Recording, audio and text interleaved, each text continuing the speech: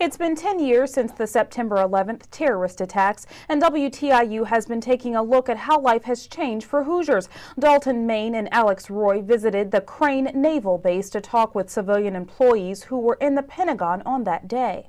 The plane hit right underneath the conference room where we were at, and by the time we got probably about 100 yards away from the Pentagon, that conference room had collapsed. We didn't really know how much danger we actually was in until we was already out. I don't know the exact location, but I would say it was within probably 100 feet of where the plane had entered the building. The room number was 5E490, and the room number tells you where it's located, which is the 5th floor, the E ring or outside ring. Come in through the 4th corridor, and it's near the center of that side of the building. So this was the capstone course for our public management certification that was working on. The undersecretary had given her brief, closed it, was going to the question and answers. When there was a loud noise and explosion, it sounded like a bomb had gone off, and that was really what I thought had happened. We thought somebody had planted a bomb in the subway system. And then we felt the building shake. And it wasn't just shaking, it was jerking. It must have been as the plane hit one support column after another. Then smoke started coming in through the ceiling tiles. And the undersecretary stated, you know, we're under attack and we'll get out of here. And so everyone headed for the door. There was about 30-some in that conference room that headed for the one door out.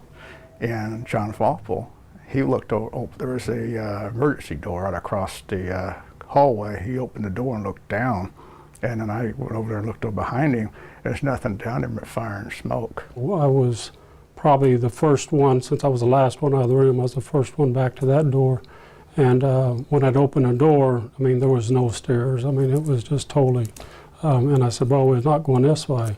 We headed down the hallway, and we held on to coattails or hands and tried to form a single line and make our way out through the damaged part of the building.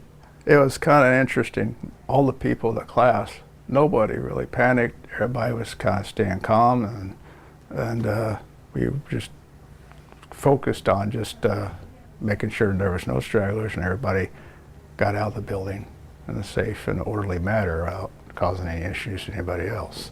And I remember once we got out of the building, I had a cell phone and trying to call back and let my wife know that, you know, I'd made it out of the building. And, you know, it was just, you know, call after call after call, and the lines was always busy. I have the newspapers from D.C. and from the surrounding area about it. I got those at home.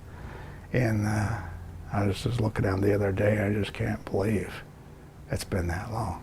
You know, looking back, I was not familiar at all with where we had entered the building at or where we'd actually ended up at. So on the exit out, I had, you know, was very clueless on where to go, very clueless on where the exits might be and stuff like that. So, you know, I mention that because now as I go into a building, I'm more aware of, you know, how to get out of the building.